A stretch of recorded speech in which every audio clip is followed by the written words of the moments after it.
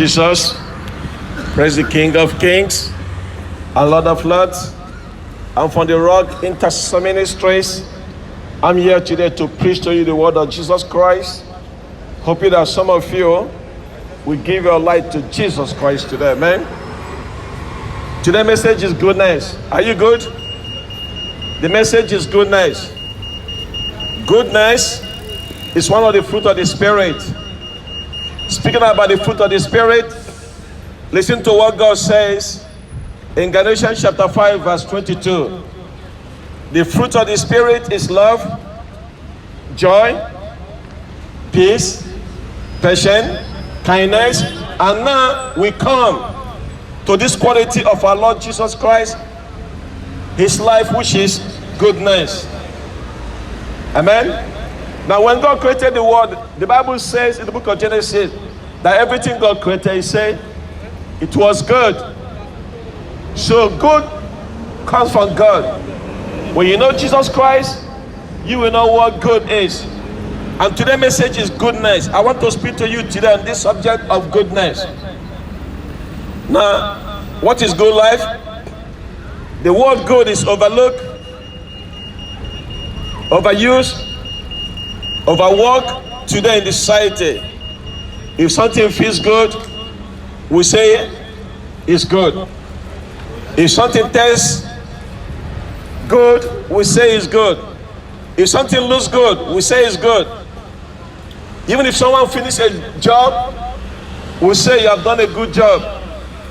So today, this word good has been thrown around, and it is interesting enough for some of us to say that we are living a good life, and for others to say, what is good life? Some of you today, your good life is feeling good, or having a hot tub, or having someone rub your back, and that's good life for you. For other people, good life is not feeling good, it is looking good, and that's what they call good life. I mean, every one of us today, just look around, and you see what the cosmetic industry have done. It is a big industry today. Millions of pounds have been spent for people looking good. So for other people, good life is not just feeling good, but actually looking good. So other people also, what good life is to accumulating things. Having enough money to buy what you need, and that's what they call good life. What is man life? What is good life? In all of these things that I mentioned now to you, they have no any moral quality to them. But what is good, the Bible is talking about, is to do what? Is to have a moral character. That is what good is. And that's the quality of life of Jesus Christ. The Bible calls it the fruit of the Spirit. So number one here is this. What is good? Is being good and doing good. Let me give you a verse of scripture in the book of Mark 6 verse 8. In one verse, there's a definition of goodness. Yeah, what is goodness is, Mark 6 verse 8. He has told us, oh man, what is good? And to do what God requires of you is to do justice and to love kindness and to walk humbly with God. That is goodness, my dear friend. The Bible says is to do justice and to love kindness and to walk humbly with God. That is the good definition about goodness. Now when we talk about goodness, you need to ask yourself, are you doing justice? Do you love kindness? And do you walk humbly with God? That's a perfect and a beautiful picture of what real goodness means. Talking about good life. A good life must have a moral quality to it. It is to be good, and therefore it must be good. Amen? So remember what David said. Surely goodness and mercy shall follow me all the days of my life. Do you listen to that? Surely goodness and mercy shall follow me all the rest of my life. So you see, goodness is keeping a good company. In my hand, Goodness have a company of kindness. In the book of Psalms, goodness have a company of mercy. So today, first of all, I want to give you reasons for goodness. Why we should be good. Why we should be, if you look around you today, it does not seem to be good, isn't it? And I'm talking to you today because it pays to be good. So ladies will say they don't get enough date unless they look less pure like other girls, and they complain that other girls who don't have high standard of life, and they're getting on the phone call and being carried out and about. The businessman also say, if I will run my business according to certain principle, it seems that nothing is moving. And why? Because I do not hedge a bit, I do not bend a bit, I do not trim a bit, I do not pollute a bit. And when I do all these things, I cannot make big money. But look at others making money, and they don't live according to the word of God. Now the students also complain that they are not popular, they are not being recognized. The most popular students are those who don't even get the best grade. So the question here is this: does it pay to be good? You better believe it. You better believe it. It pays to be good. My dear friend, it pays to be good. And I want to tell you, you ought to do what to be good. Because the Bible tells us goodness is the fruit of the Spirit. Now, for you to have that goodness, you must have the Holy Spirit. The fruit of the Spirit is the Holy Spirit that gives you that goodness. That means you have to seek Jesus Christ today in your life. Do you want to be good? Seek Jesus Christ. And the Bible says in Galatians chapter 5 verse 22, the fruit of the Spirit is goodness. Today, may I give you 3 major reasons for being good and doing good. Number 1 reason is inward. The inward reason. So you see, you will never have inward peace. You will never have inward tranquility until you have the inward internal goodness that I'm preaching to you today. Have you seen a person who deceives others? You can deceive others. I might deceive you, you might deceive me. But my dear friend, you can never deceive God. So you see, here is this. If you try to deceive yourself, you can run away from yourself. You can't leave London and move to Lonsdale and then you change who you are. No, my dear friend. Everywhere you go, you are what you are. So you see, you have to be able to look in yourself in the eyes and see what the Bible calls good conscience. In the book of Acts 23, I want you to see what happened in the life of Apostle Paul. Now Apostle Paul being taken to court, and now he's not guilty of doing anything wrong except for preaching the gospel news of Jesus Christ. But there was a very serious matter. They were accusing him of all kinds of things, and there's a possibility of killing him. Now the book of Acts chapter 23 verse 1 says, and looking intensely at the council, Paul said, brothers, I have lived my life before God. Now watch this, in a good conscience up to this day. Apostle Paul stands boldly and says, I have a good conscience. So what is he saying here? He said, when I look into my heart, I have a good conscience. Again, Acts chapter 24 verse 16. Here is what good conscience is. Apostle Paul said, I always take pain to have a clear conscience. A clear conscience toward man and towards God. So that's it, my dear friend. It's called a good conscience. A conscience that is void of offense towards God and towards man. That's so wonderful. So you see, there's something about clear conscience that will liberate you in the times of trouble, and you remove fears and worries. What I mean here is this. If you look into what happened in Genesis chapter 3, Adam and Eve, they have defied conscience. And when God came into the garden in the cool of the day, Adam and Eve have sinned against the Holy God. And what did they do? They ran and they hide themselves from the Lord in the midst of the Garden of Eden. Why did Adam hide himself? Because he had a defined conscience. A defined conscience. So he didn't have a clear conscience. And he know it was not right with God. And so when Adam and Eve hide themselves, rather than having fellowship with God, my dear friend, We are the same today in society. Many of you today are run away from God because why? There's a conscience, there's a divine conscience in your life. And I want you to see today. You see, because why? Why do you run away from Jesus Christ? What a friend we have in Jesus. Instead of fellowshipping with Jesus Christ, I don't know if they are hiding away from our Lord Jesus Christ, the giver of life. Do you know why some people today don't go to church? Do you know why some people today don't read the Bible? Do you know why some people today don't read? It's because why? They don't have a clear conscience. They have offense towards God. So you see, conscience is that inner judgment that God has put in me, I put in you, I put in us. It has been built up. Nobody can remove it. But you can ignore it. But that tells you who you are. That accuses you. That excuses you. That can make you to do right. But it shows you right and wrong. But you have to choose. Amen. And I pray today you choose right. What is right or what is wrong? So you see, when your conscience is right, you have a tremendous freedom. Remember David, after David have sinned and done that terrible thing by committing adultery and murder, he said in the book of Psalm 53, my sin is ever before me. Can you imagine that? Everywhere you go like David, he know that he have sinned. He live in sin. Can you live in that way, my dear friend, knowing that you have sinned, that you have done that is evil, that you have done wrong? And that's the thing that happened in the life of David based on what he done.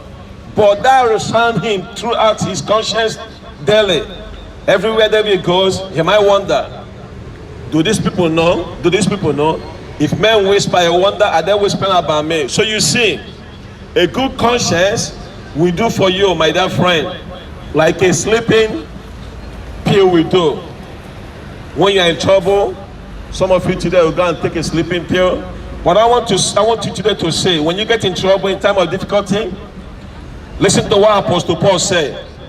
He said that I have lived with a good conscience. A good conscience. And that is the one reason, that's one of the reasons to have a good and clear conscience. That you can go to bed and sleep like a baby. I might need one right now, my dear friend. But today, I want to give you other reasons. I'm asking why you ought to do what to be good. Because today's message is goodness. And that's the quality of our love, of our life, that is in Christ Jesus. So not only the inward reason, but there is the outward reason. And not only you looking in, but others also looking unto us, looking unto you, looking on. Our life is influenced by what others says. Apostle Paul said in 1 Corinthians chapter 8 verse 13, therefore if my food makes my brother to stumble, I will never eat that meat again, lest my brother stumble. What Paul meant here is this: I don't want to do anything that will cause anyone else to stumble, anyone else to fall. So I think many of us today, we just live a careless life. We just live for others to fall and to stumble. What a tragedy, what a terrible thing for anyone to see you fall as a Christian. And that will determine the soul that you are preached to, and how will they see Christianity. And that's why Apostle Paul said, if anything going to make me or to make my brother to stumble, I will not do that. If it's meat, I'll stop eating meat. If it's, most of you today, you call yourself a Christian, are you drinking alcohol? You should put the bottle down. Your conscience must judge you, my dear friend. You must have a clear conscience. Apostle Paul said, you have a clear conscience that is not void of any offense towards God and towards man. What is good? Because none of us in our own self is good. None of us is good. None of us died to himself. But you have to be a better Christian. You cannot be the worst Christian. You have to look into what the Bible says. The goodness is the fruit of the Spirit. For you to have goodness in your life, you must have the Holy Spirit. It is a fruit. It's one of the fruit that Jesus Christ gives us, the life of life. So sometimes we must see today, if you're a Christian, you are the only Bible the people say and the people read.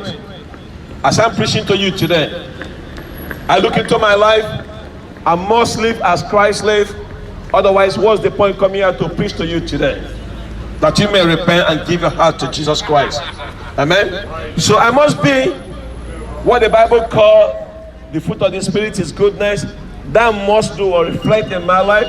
There's not enough good calling myself a Christian and then I don't live it out. So you see, I must live this. My wife must see it, my children must see it, and everyone around me must see it. Why being good? Because why? There's an inward reason, there is an outward reason, and now there is upward reason. And there is God in glory and God looking down. What a joy to know that you have a clear conscience, you have a good conscience that is void of offense towards God. And there is a time I backslided. There's a time I pray less. There's a time I study less.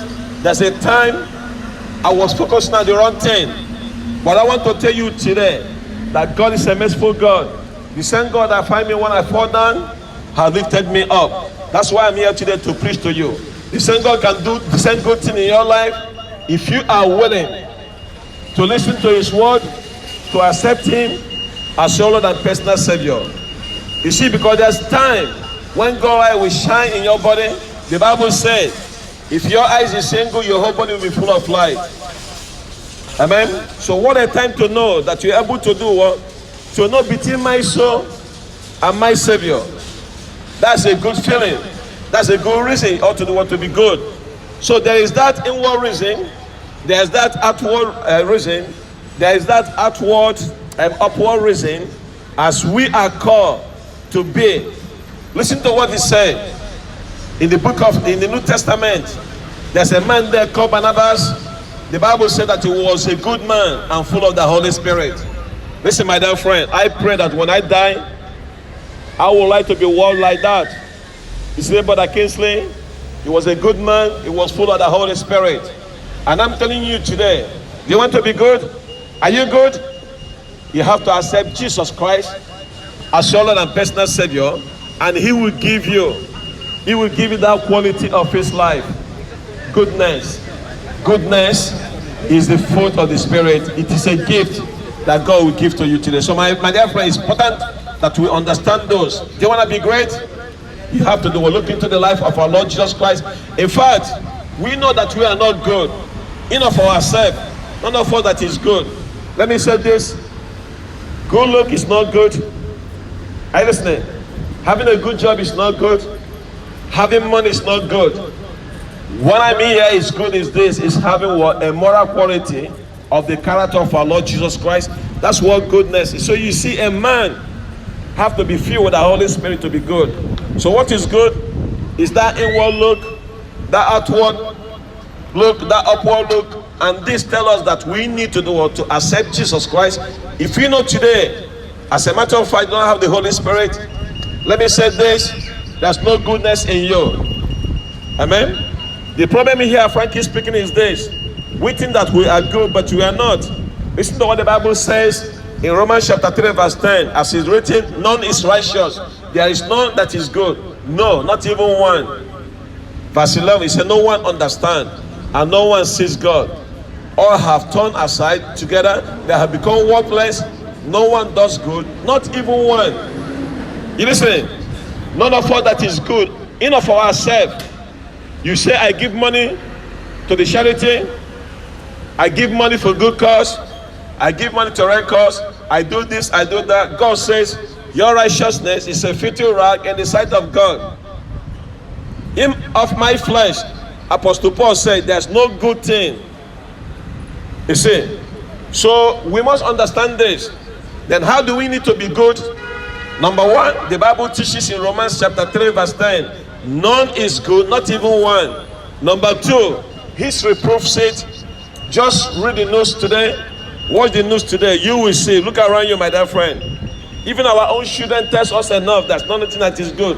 I mean, you put it in this, have you ever teach your child to lie? But for some reason they lie because why? It is in the nation. You see, some of them they will lie before they can even talk, before they can even walk. So the Bible says that the wicked are strange from the womb. and they go straight speaking lies. That's what the Bible says.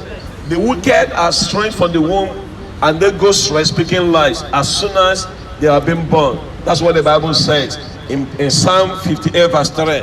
So experience proof to us that in our woman being nation, that we don't teach our children to be selfish, but then they are. We don't teach them to hurt other people, they do. Some of them, they hurt, they bite, they do this, they do that. But the Bible says the foolishness is being brought up in the heart of a child. Foolishness is being bound up in the heart of a child. That's Proverbs chapter 22 verse 15. So you see, the Bible teaches it, history teaches it, personal experience teaches it. Many of us today, you decided you are not going to be good. And that's why we have crime in the society, we have wickedness, you have evil lifestyle, because why? You choose that path. So my dear friend, listen to what the Bible says here in Jeremiah 13 verse 22, 23. Can Ethiopian change his skin, or a leopard change his spot? There also can you do, or who are accustomed to do evil. So friend, you can't change your skin. If you're a bad person, you are a bad person. It doesn't matter where you go. You are who you are. You see, that's why God is pointing this point to us. He said, can you, my dear friend, change your skin color? Can a leopard change his spot that is in his bag? And that's the problem that is many of us today. They are not that is good, not even one. And we must know this, we must understand it. There's a problem of wickedness. It's because of what? There's a sin that is in our life. I have taught to you today about the principle of goodness. I have taught to you about the problem with goodness. Now let me talk to you right now about the path to goodness. You see, that's where the Bible goes. The Bible is like this. He shows you your sickness, and then he provides you the cure. So your sickness is sin, but the cure is Jesus Christ. His blood will wipe away every sin that is in your life, if you are willing today to open your heart. So there's a path to goodness. And the fruit of the Spirit that you must receive, how to be good, is through the word of God. Now in Romans chapter 7 verse 18, Apostle Paul said, for I know nothing good dwells in me, that is in my flesh. So you must come to that place that you can look in yourself in the eyes and he said, there's nothing good that is in me, that is in my flesh, just as Apostle Paul said. So what does this mean, your flesh?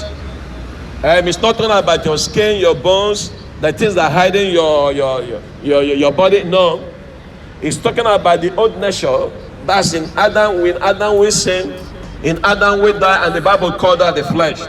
Apostle Paul said, I know that in my flesh there is no good thing. And then he says, for I have desired to do what is right, but not the ability to carry it out. Apostle Paul said, I want to do good, and how to do it, I know.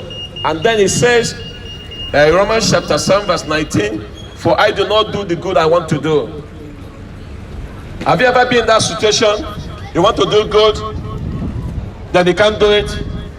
Let me tell you the reason why. It's flesh. And the Bible called us sin. So he said, I'm going to do this, but I never kept that I wanted to do. For I do not do the good I want to do.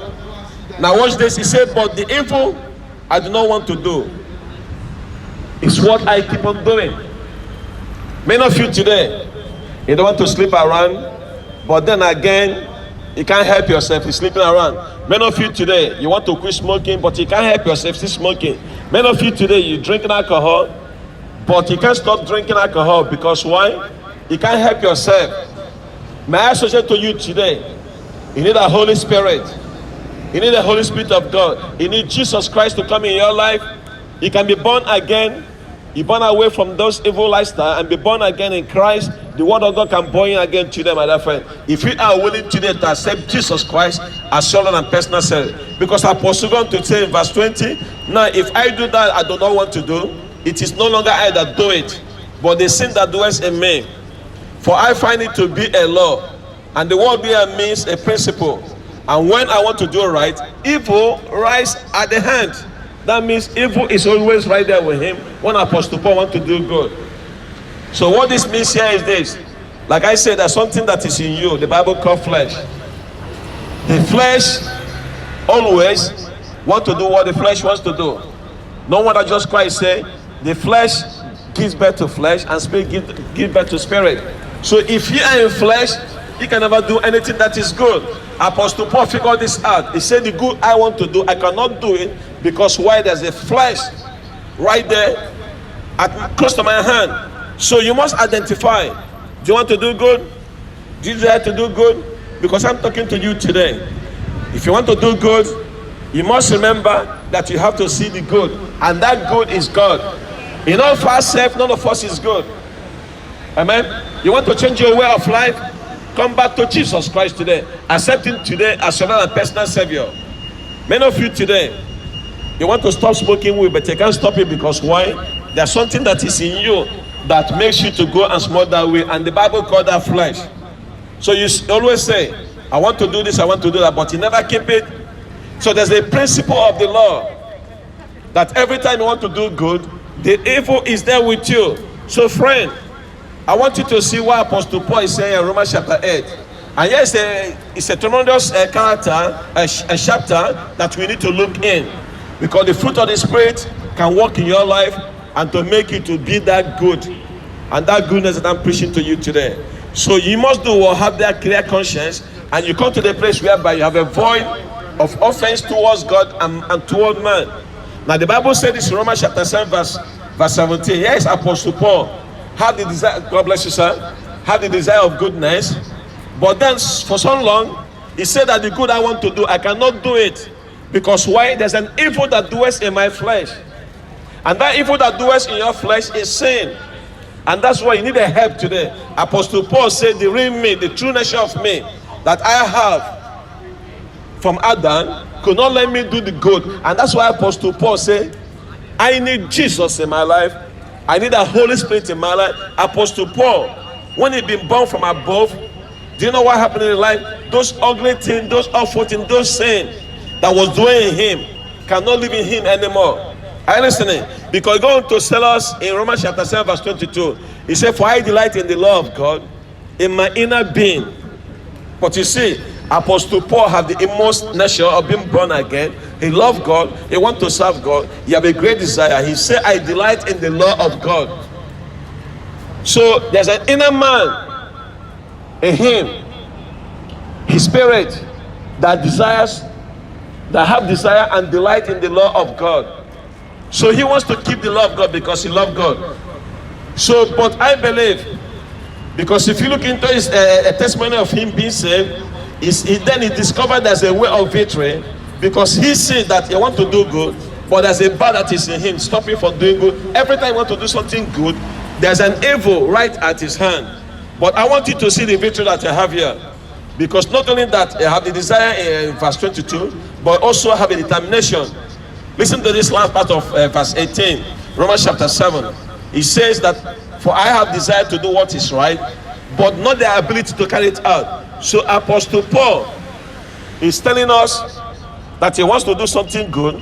You have the desire, but you don't have the ability to carry it out. My suggestion to you today, you can't stop your sinful lifestyle until you come to the Lordship of our Lord Jesus Christ. You submit to Him, and He will give the ability to live good life, to have goodness in your life, because goodness is the fruit of the Spirit. You can't just go and grab it from the tree. No, my dear friend, you have to submit to the Lordship of Jesus Christ, and the fruit of the Spirit is goodness. It's a gift that God gives to us. He said, He determined, I have the will, I have the desire, but still, this thing keep happening to me. Here as Apostle Paul, you know the love of God. He got saved, like so many Christians today. He says that now that I've been saved, and I want to keep the God's commandments, I'm going to live for God. I'm going to be a good man. But have you ever felt that way when you first believe? When you think you can never sin? That I'm saved? From now on, I can do this mistake. And then you go back and do the same mistake. You promise God, God, I will not fail you. And then we went back again, fell again. May I tell you today, you have the desire to do good, but you can't do that good because why? There's a sin in your life. Amen? And we must submit. We must understand this. Your desire is not good enough. Your determination can never be good enough. You must come to the place where Apostle Paul know that he was in despair. In Romans chapter 7 verse 24. Now listen to what he said. What a wretched man that I am. Who will deliver me from this body of death? You see what he call it? The body of death. In your flesh, there's nothing good in it, my dear friend. Your flesh can profit you nothing. Your flesh is good as dead. You must submit to the will of the Holy Spirit. You must submit to our Lord Jesus Christ, and he will give you. If you ask him, he will give you the gift of the Holy Spirit. Yeah, Apostle Paul saying that I can do anything. Why? Because why? There's a death that is in my body. And who will deliver you? The only person who can deliver you is Jesus Christ. You see, you can't use this Apostle Paul statement as an excuse to continue living in sin. You see, because Apostle Paul did not settle down in sin. And thank God for that, because after Romans chapter 7, and didn't stop there, glory be to God. If you go to Romans chapter 8, he says, thanks be to God. Now watch this, through Jesus Christ, our Lord. So then I find myself to serve the law of God with my mind, but my flesh I serve the law of sin. So goodness cannot be learned. It is not the work of the flesh. Goodness is the fruit of the Spirit. And who is the Spirit? The Holy Spirit of God. So only when you submit to our Lord Jesus Christ, he will give you that fruit of the Spirit. Because if you look into the book of Romans chapter 7, you see Apostle Paul telling us, contrasting about his nature and the spirit that is living in him.